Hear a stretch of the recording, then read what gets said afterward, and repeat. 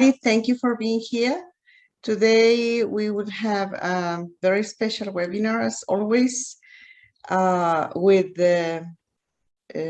Elizabeth Benham, Liz Benham. She's a past international president, 2008 and 2011, and she's been in BPW since more than 20 years, or 30 years. She started the first club in New York and then the Federation of USA. We are very pleased to having her today as our speaker. She will talk about our partners in BPW. Thank you, Liz. Thank you very much. The floor is yours. Good morning, everybody.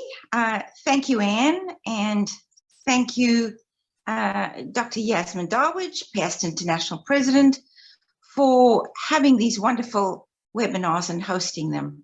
I think they are very valuable. So I'd like to talk about what I've been asked to deliver today is a webinar on partnerships. And I like to call it the value of partnerships because I do believe in the value of having partnerships with organizations that are aligned with ours, with business and professional women. So let's begin with the first slide, and we'll ask about why partnerships. So when we have an organization like ours of business and professional women, obviously we have a mission. And so we like to think about our mission and what we are trying to accomplish. Well, some of the things that we do think about is that we want to advocate on things that are important for business and professional women. We want to educate on some of those issues. We want to mentor other women to empower them on our platforms. We want to build skills. And we want to improve on the network. We want to make sure that everybody's able to network and take the benefit of the network, which is enormous in an international platform. And the last thing, as a business organization, we'd like to make sure that women are economically empowered or given tools to be economically empowered. So that's done through, first of all, the organization, obviously, in our values. But then we look at partnerships. And what I'm going to talk about today is just 3 of our partnerships that I think are extremely valuable. The first one would be United Nations Women, which started and actually endorsed the Women's Empowerment Principles. And I will go into some detail on that. The second is the International Trade Center in Geneva, which deals mostly with women in trade. And the third one would be the United Nations Global Compact, which is a worldwide initiative to bring corporates into the United Nations under some really excellent human rights initiatives. So let's go into some detail then. Next slide. So the first one I'd like to talk about is the Women's Empowerment Principles. Now, some history behind this is that the Women's Empowerment Principles was initially put together by a CEO, a woman called Barbara Kumchak, and she was the CEO of Calvert Financials. And she created these women's principles because she decided that in a financial world, for women to really have the platform to expand and empower themselves financially, we needed to raise the awareness on what they called the women's principles.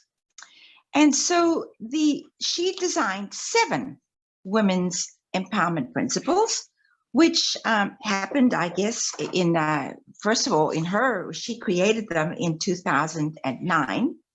And then it was sort of taken, UNIFEM took a look at this and said, wow, this looks really great. And UNIFEM decided to adopt them, and UNIFEM became UN Women. So basically from 2010, the Women's Empowerment Principles was adopted by UNIFEM and transitioned into UN Women within the United Nations. So what was important about the Women's Empowerment Principles? First of all, the 7 principles are very logical and were there to raise the awareness not only in the for-profit world, but also in civil society and within government organizations. So the first one was to establish high-level corporate leadership for gender equality. The second one was to treat all women and men fairly at work, respect and support human rights and non-discrimination. Number 3, ensure the health, safety, and well-being of all women and men workers. Number 4, promote education, training, and professional development for women. Number 5, implement enterprise development, supply chain, and marketing practices that empower women. I just love that one. Number 6, promote equality through community initiatives and advocacy. And number 7, to measure and publicly report on progress to achieve gender equality. So those were the Women's Empowerment Principles that were adopted and have now been really exposed to the rest of the world. And the other thing I'd like to underline with the Women's Empowerment Principles is the tagline, which means a lot. It says, equality means business. And I think for us as women in business and professions, we know that equality means more empowerment of women through business and through our professions. So we'll go to the next slide. And we will talk then about the International Trade Center in Geneva.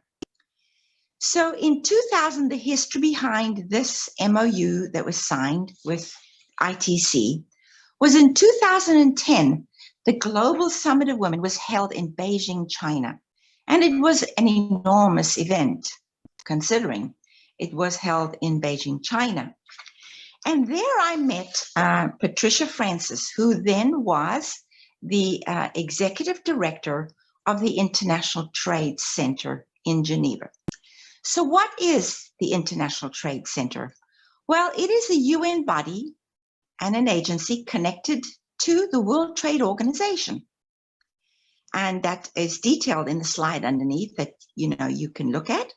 But more importantly, ITC was very much concerned with women and trade and how to scale up women in business so that they could have access to finances and to contracts or business. And that was something that was developed then out of that first meeting that I had in Beijing. We decided at the next meeting where we met at the World Economic Forum was held in Chongqing, China. We decided through a real table of leaders of organizations to begin the Beijing Platform for Action. And it was an platform of action to address the shortfall of access to finance and access to business for women. And this became a very, very successful initiative. We met in Chongqing, China. It's a city of 33 million people. And the next one that we held, the first trade show, so to speak, was held in Chongqing, China.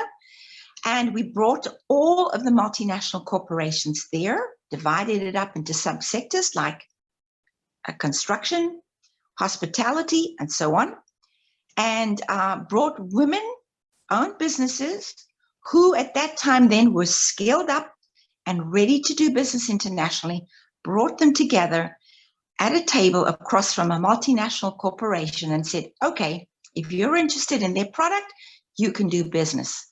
And from there, we've now developed over the years these annual forums where we bring together multinational corporations who are committed to providing business opportunities to women in business and connecting them with those women. Because it was known that many corporations always said, we can't find the women to do business with. And so here we were as women's organizations giving them on a platter our women in business that could do business. So it was highly successful. We could go to the next slide. And what we can talk about here is, as a subsector of International Trade Center, we developed an umbrella called She Trades. And the She Trades platform works around 7 principles also to, again, scale up women and to get them ready for international business. And this goes under the platform ITC.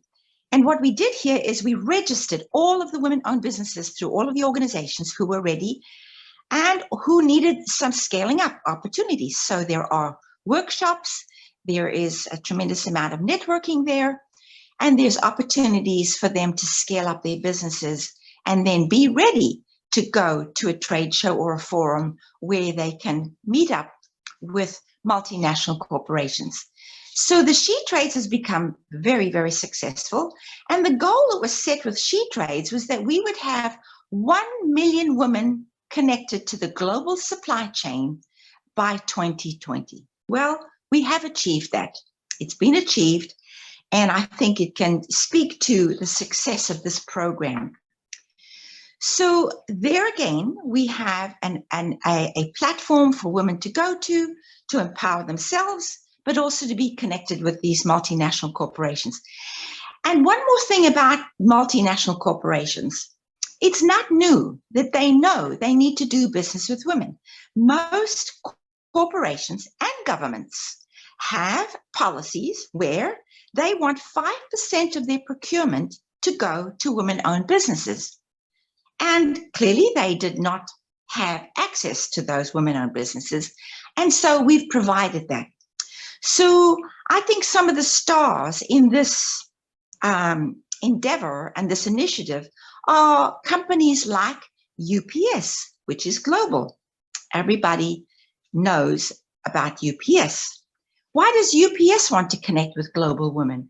Well, they have offices around the world, and those offices need drivers professionally, but they also need businesses that give them products to ship. And secondly, they need to supply their offices with very important things like coffee, like office supplies, like all those things that every office needs to run on. The other star that I believe in is Marriott International. It is a hospitality company, hotels, and so on. And Marriott was one of the first ones to step up and said, we could use women-owned vendors. Why? They need, in all of the countries that they're in and all their hotels, need to be connected to women who can do decorative things for the hotel rooms, supply the flowers, food, and all of those things that a hotel needs to run locally and globally.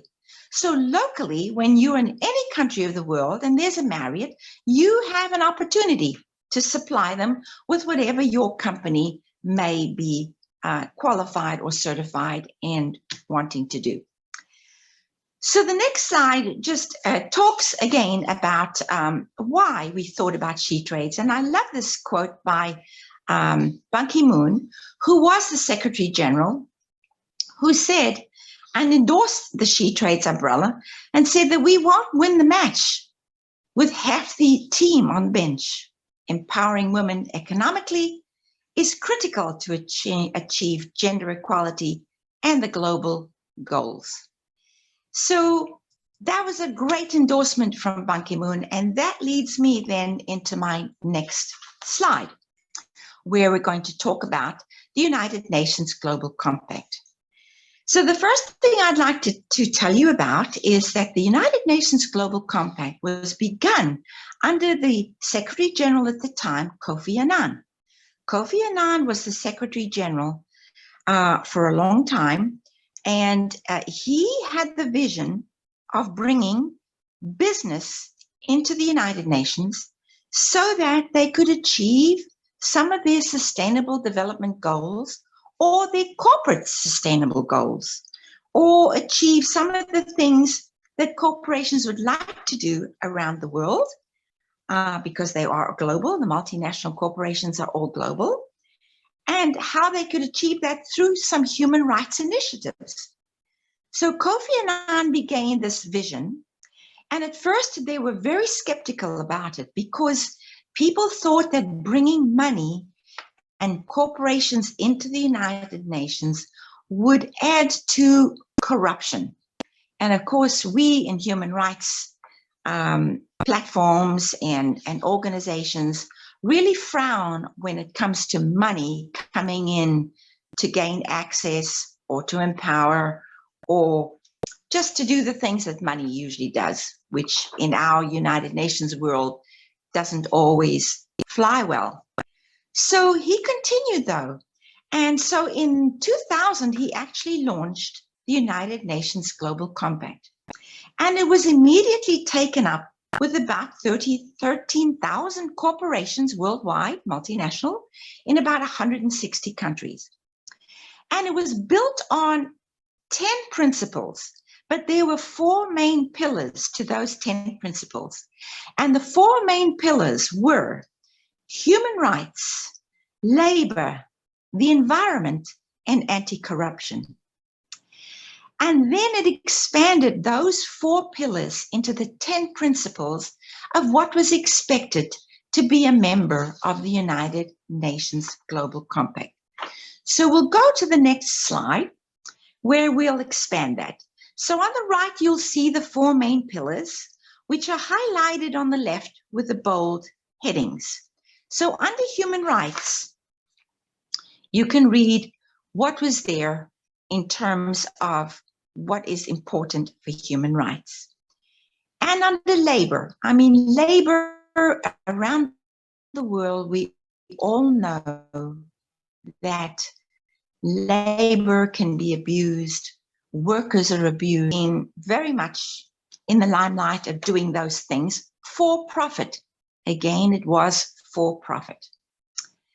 If we go down to the environment, of course, multinational and corporations around the world have been quite responsible for pollution and issues that have really hurt our environment globally. And so this was really an awareness for them to raise that they need to protect our Earth, our globe, and at the same time, it will also protect human beings, labor, and human rights. And the last one is anti-corruption. And we all have heard many, many stories. And if you've traveled and done business around the world, you know that sometimes you cannot do business because of corruption. It requires money, it requires corrupt individuals, and so on. And so the awareness was, this has to stop. If we want a world that has great human rights, where everybody has an opportunity to work, to have a business, and to do it respectfully, to do it with the environment, and not pollute and not have corruption. And so what's happened then was the United Nations Global Compact put in a standard of reporting, because it was originally decided that most of the corporation would sign on and try to get the good housekeeping stamp, and that, they would be seen as, oh my goodness, everybody signed the Global Compact, and isn't that wonderful? However, as we know, you need to show what you've achieved. And so annually now, the United Nations Global Compact requires each of the corporations to put in their report on what they've achieved on these initiatives. And I think that is really where we find that we can rest assured that the United Nations is overseeing that this is done in a very committed way, and it's committed in the corporation's corporate responsibility roles in their for-profit circles, to be sure that they are going to do the right thing around the globe. And so I've been very much enjoy in finding out at the Leaders Summit. They have a Leaders Summit for these corporates every 3 years. They have a Leaders Summit, and all the corporates come together and exchange their good practices, best practices, their reports, network, and so on to see what they're all doing well. And they've done it in basically by regional basis too, which has been really, for me, quite insightful. For instance, Asia Pacific as a region hasn't joined. Europe as a region hasn't joined. So all of those corporations within those regions have signed up to this wonderful initiative. And so I think that this really shows where I think partnerships are so powerful. And if they're aligned with the mission and the vision of each other to be better, to create a better world, this would really is really accomplished that. So we'll go to the next slide now. And the last thing I wanted to say was that the United Nations have put forward the 17 sustainable goals.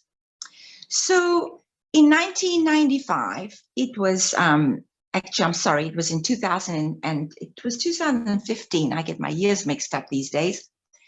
In 2015, all of the member states of the United Nations came together after much deliberation and after failure of previous Millennium Development Goals and so on that were never achieved. They came together and put out 17 Sustainable Development Goals, which are now to be realized by 2030. And it was a big endeavor, and it took a lot of deliberation, but the 17 have really encompassed so much in terms of the partnerships that we've discussed today by bringing them all together under this one umbrella of the Sustainable Development Goals. Because there is environment in there, there is gender equality, there's corruption in there, no corruption is what we want to say.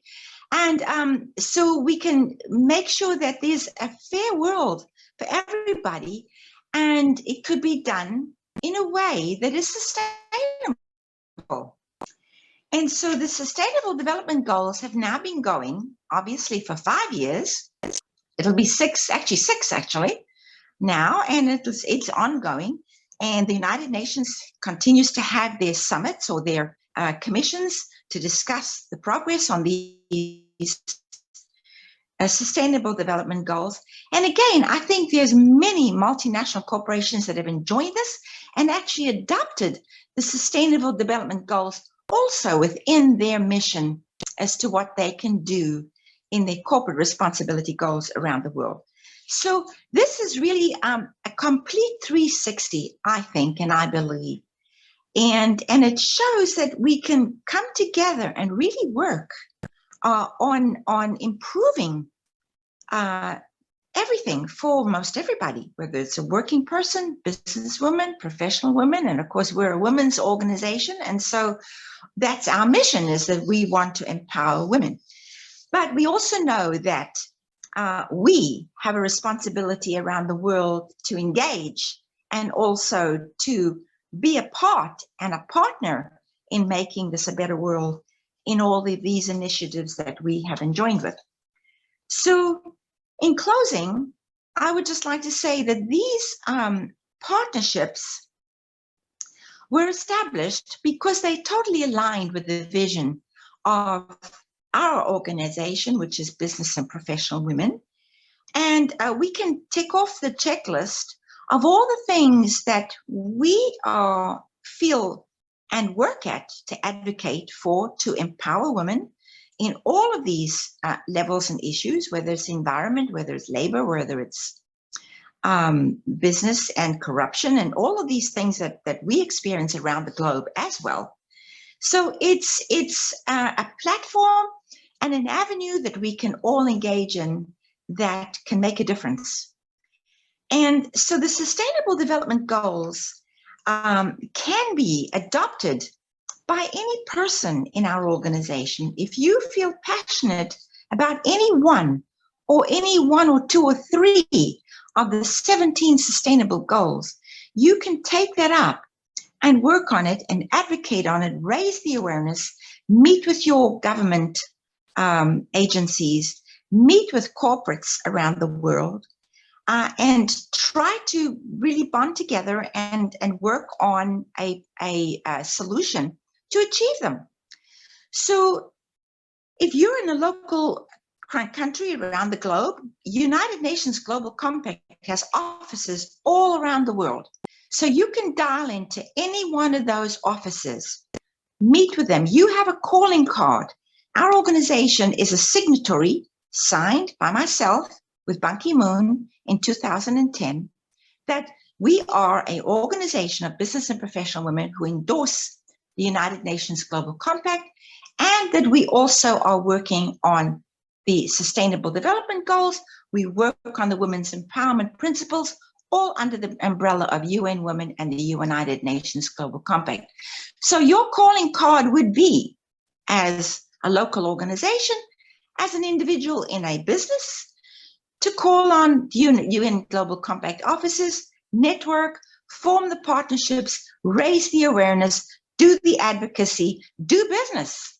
You can do business that way too. So it is a complete 360 and such a great, great opportunity for us that we should absolutely embrace and that we should exercise, because it gives us that voice, it gives us those platforms, and it gives us the opportunity totally, if we are passionate about what we believe in, if we want to be in business, if we want to change the environment, if we want to advocate for better things for women, we have these avenues that we can do that. And we are then partnered with wonderful partners who we can ride on the coattails of those organizations, because they're global, because they're enormous, and because they do have the support globally of for-profit, not-for-profit, governments, and so on. Those are the things that come together and make this opportunity so great for us. So my last slide then, I like to talk about our ABCs. And our ABCs, that we are there to do advocacy. We're there to do business, and we're absolutely there to collaborate, because not always can we do it on our own. And collaboration is definitely the way to go to do the things that we like to do within advocacy and within business. So in my opinion, partnerships definitely make us stronger. And we need to value those partnerships and make sure that they are mutually beneficial. Partnerships cannot be one-ended. We have to have it mutually beneficial. We benefit from the platforms that the UN Global Compact gives us, that the International Trade Center gives us, and that UN Women gives us with the Women's Empowerment Principles. We benefit from that. How do we make that partnership mutually beneficial? By the work that we do, by the successes that we bring to the table, by the advocacy that we continually strive for. That's what makes this mutually beneficial, and hopefully will then give us this partnership and the results and the achievement and the successes that we would all love to see and benefit from. So that closes my presentation, and I will open up to the floor for any questions. And thank you again for the opportunity to present. Okay, thanks very much, Liz. That was a beautiful presentation. We do have 6 partnerships, but of course 3 are really our main and strongest ones, and you've so neatly highlighted that for us. So thank you very much. We will take questions in just a moment. I have one already waiting.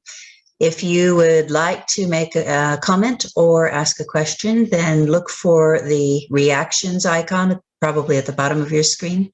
And if you click on that, you'll get a small menu, and one of those says raise hand. So if you can raise your hand through that, it will also put you in a queue in the order the hands are raised. Before we do that, I want to just mention a couple of particularly active engagements with our partnerships we all know about probably, and that is when we talk about the Women's Empowerment Principles in New Zealand. Our membership is working very, very hard with that for many years already. Of course, in other countries too, but they're very actively engaged in those principles. And in the WEP organization on the ground. So they're directly partnering between our federation there and the WEP organization, which is a branch of UN Women, or affiliated with UN Women and UN Global Compact, I should say. In US, I believe, Liz, ITC has been very strongly engaged with over the years, and of course, again, in many other countries where we have affiliates. And Francesca probably can talk more about that since she's chairing a committee that's directly related to the principles of ITC. Leave that to you later, maybe Francesca, if you want. And in the third one that you were talking about, one example I can give personally is when we had our Congress in Korea in 2014, which I organized. In the lead up to the Congress, in the year before, the affiliate in Korea worked very hard to get 100 businesses to sign on to the Global Compact. And that doesn't just mean they say, oh, yes, yes, we'll follow those principles. They sign promissory notes, as it were. They sign an agreement with UN Global Compact to follow those ethically appropriate principles in their business. So we worked hard to get some major and smaller corporations, 100 of them, to sign on. And we did manage that and then presented that in Congress. So there are lots of different ways we can engage with these, particularly these three partnerships. I have first in the queue now, Diana. So I'll turn it over to you. Diana, would you like to speak? Yes, thank you, Anne. Thank you for the floor. I think this is very, very inspiring for me, Liz. Thank you very much for this presentation that concentrates and explains so well our partnerships with these organizations. I'd like to tell you that I believe in partnership. I believe in mutual benefits of partnerships. I don't believe in submitting ourselves to an organization because and having to report to them. I believe that's not how it should work. I think we should give and take. But of course, I would very much appreciate if I can have your presentation for the region, because as you know, in the region we have difficulties with English. So if I can translate some of the information that you concentrate, I would very much appreciate. And I would like to ask a question about how many women organizations are partners like us and signed like us, like you did with the Ban Ki-moon or the other Secretary Generals. I'd like to know that because that's important to see our importance in these partnerships. And there are others, are Sontag or Sir Optimist, or I'd like to know if they are also partners in this. Thank you. That's my question. Yes, so Diana, first of all, I'll be glad to share the presentation with you. I know you'll translate it, and I'll be happy to give it to my Latin American sisters. I love them all. So yes, we have other organizations and networks that have signed on to the Global Compact. Of course, they are NGOs, non-government organizations, in addition to the corporates. And I guess the last time I looked, there were like 7,000 or 8,000 corporations that have signed on to the Global Compact. And you're absolutely right. Every year they have to put forward a report, as do the NGOs, to show what we've been doing in our networks.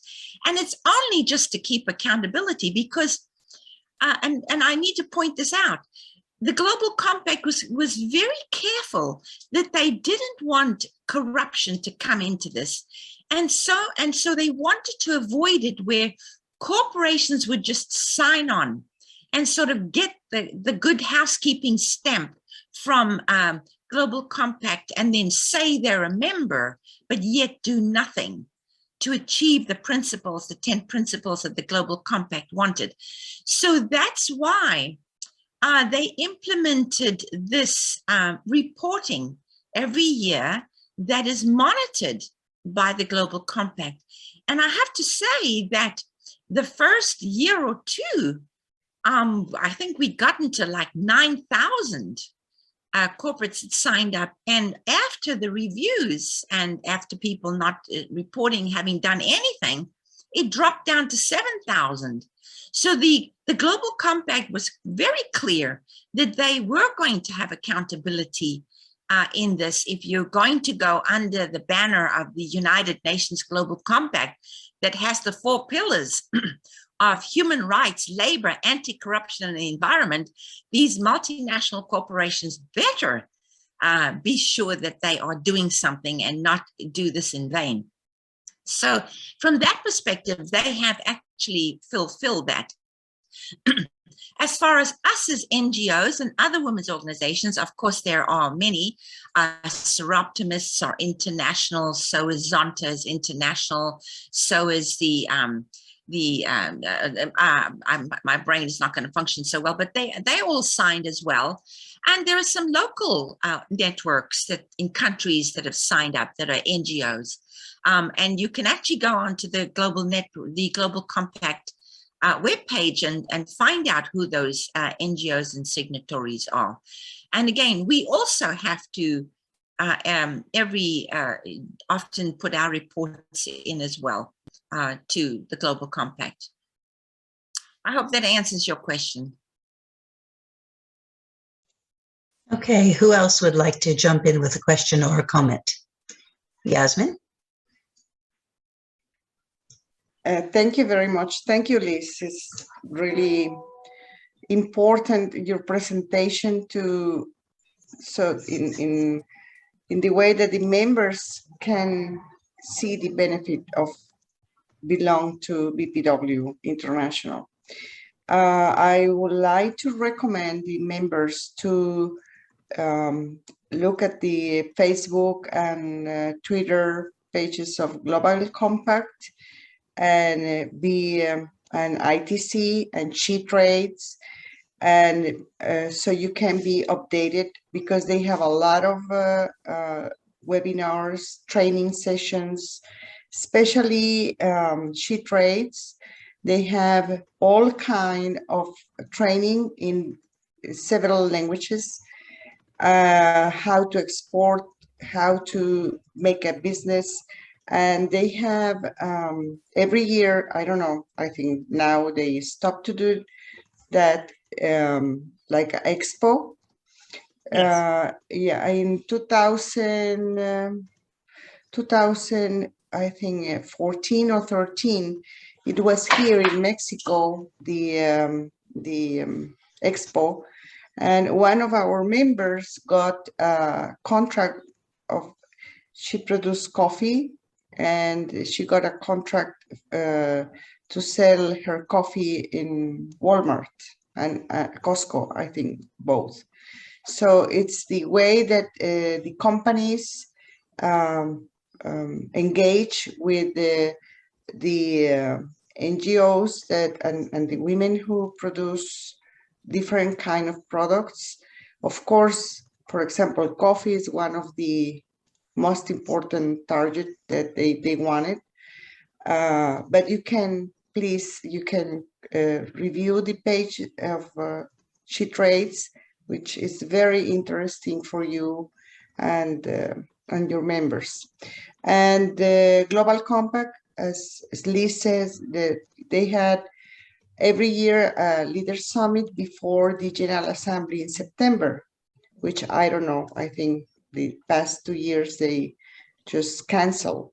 But these are also very important for us to follow up, even now online, so we can see the work that we are doing or they are doing around the world. Thank you.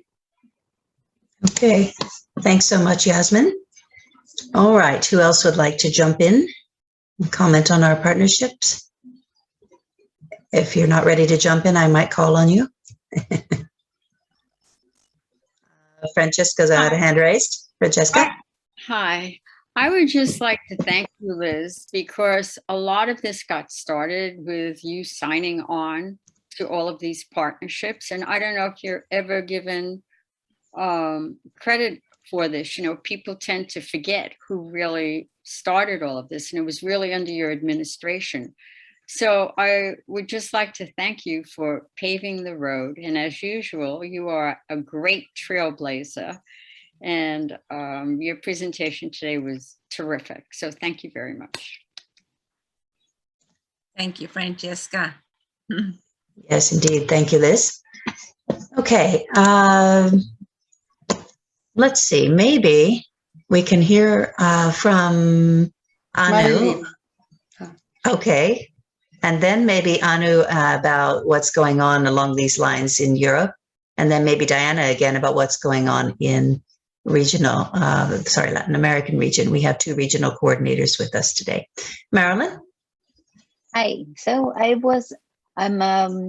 representing the Tyrol, Austria members here or chapter, but I'm very new to your organization, and I was wondering if you have any highlights from like a couple of experiences from that stemmed from these partnerships that is like most memorable to you, Liz, because it's been about 10 years now, right? From various ones. And 2010, yes, it's 11 years. Yeah. Well, I can say that the first leader Global Compact had, and I do believe it was in 2010, began the Women's Empowerment Principles. And so I managed to work with a couple of other NGOs summit, and we got up on the stage and presented the Women's Empowerment Principles to the whole this audience, international corporations. And so that was just another way where we had a platform to launch at that time principles, which if you look at them are so relevant to all of us as women. So that was one.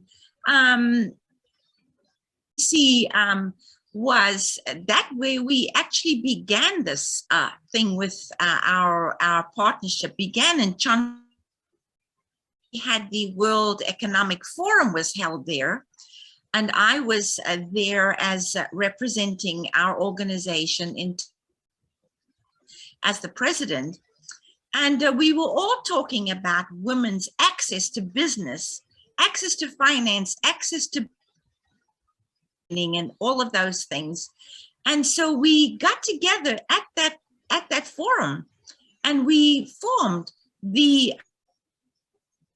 to get women into the global economy. And that's exactly where this started. And then we signed later with the then director of ITC, who was very focused on small and medium enterprises, and who partnered with us immediately, partnered with me immediately. She was from Jamaica, and she partnered with me because she was an island woman. So she knew exactly what it meant to have access to business, access to finance, the lack of, by the way, not having that, but having the lack of access. And so she joined with us immediately, and she was actually wonderful in all of the resources and things we did. And we started the first what we call a trade show or an exposition was in Chongqing, China. So I'd gone there 3 times. Chongqing, China, by the way, if everybody knows, is the biggest city in China. It has 33 million people in that city.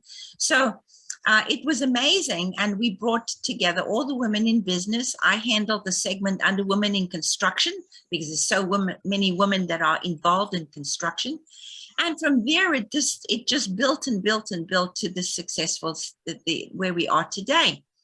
And so we also implemented then in our Congress that we had in Helsinki, we had, there were 3 platforms that we did around these partnerships that were, there for women to access education on all of these. And the director at that time of ITC was also a speaker for us and came and was a speaker. We had women in trade.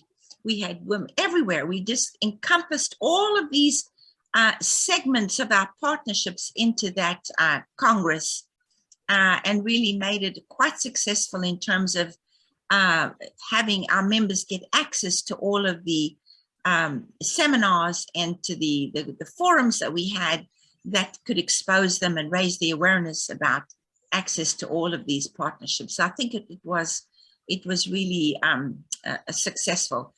And there's probably more, but we can't really remember them now. They're getting a little faded with the years going by, but pleased to say that it did make a real impact on our network, especially our network immediately and joined.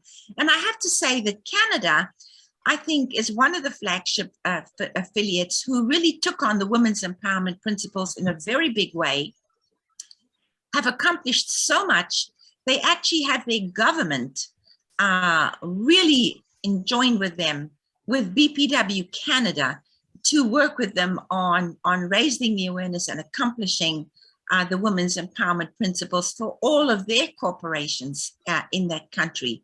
Australia, one of our members, Marilyn Forsyth, had also took on the Global Compact and really has tried very hard in Australia to raise the awareness with corporations there on the platform of the Global Compact.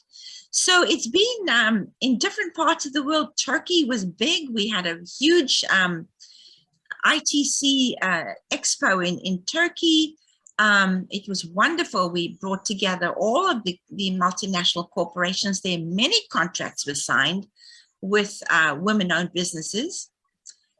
So I think we can probably log this down as being very, very successful. And there's lots of big highlights. And from our members, there are lots of stories to tell too. So I think down the road, we could probably collect some of those. Okay, thank you, Liz. Diana, are you there with us? I don't know if you're at your screen or not. Yeah, yes. Okay. I'm here. So, Diana, I know that I was looking. Yeah, I want to just ask you Yes. something. I know that the example Yasmin gave of one woman who engaged her business with ITC, one of our members, was from Latin America, I think from Brazil, the coffee Mexico, grower. Mexico. Okay. Mexico, I yes, think yes. we do have someone in Brazil too, Yara, who's engaged very much with ITC, if I'm correct. But do you have other examples, whether with ITC or with WEPS or with Global Compact? Anything else, any other initiatives going on in your region? No, I think Brazil is very much engaged. This is a federation that is very much into it, with the help of Margarita, that's the new president, since 2 years ago. So she works very closely with the UN. She has these programs going on in Brazil. I don't know, apart from Mexico, the president of Mexico, of BPW Mexico, if there are others in the region that work with this. No, I'm sorry, I cannot tell you. This is why I'm so glad that I'm going to have this presentation, because then I can motivate the region for that. Thank you. Thank you, Anne. Okay. Thanks, Diana. I do know you mentioned Margarita, who's currently the Federation president in Brazil. And I know for some years, even prior to her presidency, she's been very active in one of our other partnerships, which is Women for Water, which is not a UN initiative. And so that's another one that I know she's engaged people with in Brazil as well. Yasmin is sort of raising her hand. You should use the raise hand function, Yasmin. Jump in. Thank you. Jump in. Sorry. Yes, I want to just mention about Brazil. They signed since years ago, I think with the past president, with the Global Compact nationally. So you can do that also. So engage in your country with Global Compact, so you can work closely with them. Okay, thanks, Yasmin. That leads me into my last comment and question for Liz. But before that, Anu, are you with us? I know Anu is at work and very busy, so she may or may not be at her terminal at the moment. Okay, so my last, and we will need to end it with this maybe. We've got 5 more minutes. We'll see how long it takes. My last comment and question to you, Liz, is Yasmin just mentioned that federations around the world can sign on directly with UN Global Compact to support that initiative. How else can our federations, or if there isn't a federation in place in a particular country, even an individual club, how else can they directly engage with these partnerships? Well, of course, a Global Compact is the only partner that has local offices. So you need to look up on the directory on the website and find the local office, go see them. Tell them that you are a signatory of the Global Compact under our federation's name. We are the International Federation of Business and Professional Women, and that would be the entree. That would be the calling card that you can use. ITC does not have local offices, but of course in each country, you can connect you as a local businesswoman or as a federation or an affiliate club. If you have businesswomen in your affiliate, ask them to go on to She Trades and register and sign up, because they do know that BPW International is a signatory, and they do want to hear very much from our local businesswomen who have any kind of products or services to sell. So that's the other way you can do with ITC. With Women's Empowerment Principles, it does work a little differently because it's through UN Women. But I would suggest, if you are inspired by that, is to connect with BPW Canada. Write to Canada, and they will share everything that they've done on how they've actually engaged their government, they've achieved in their country with the Women's Empowerment Principles through their corporate, connections, as well as the government. So that's 3 ways that you can go. But each of the websites that I gave, you can do a lot of research on. And because we are a signatory, we have a memorandum of understanding that has been renewed every year. It should be anyway. I'm not sure about the current administration, but hopefully they're up to date with it. But certainly there's a historical aspect there, and they're more than delighted to work with us and put us in the right direction to see what we'd like to do and accomplish. And so many avenues, of course. Again, there's so many ways. You don't actually have to be a businesswoman offering products or services. You can be an advocate on health, on the environment, on any of the sustainable development goals that you can tie into the Global Compact or the Women's Empowerment Principles or ITC in terms of products and services. So there's just so many choices here. Anything that you have a passion about, this is a platform where you can go and exercise it, and you have a global international platform on which you can work. It is really a wonderful opportunity.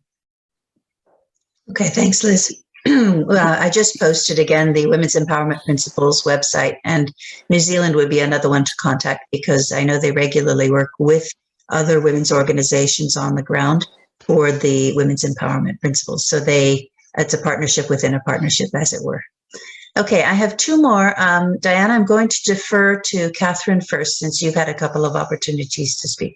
So we are closing down our webinar very soon for those who are watching the clock, but we'll have 2 more speakers and then we'll end. Catherine?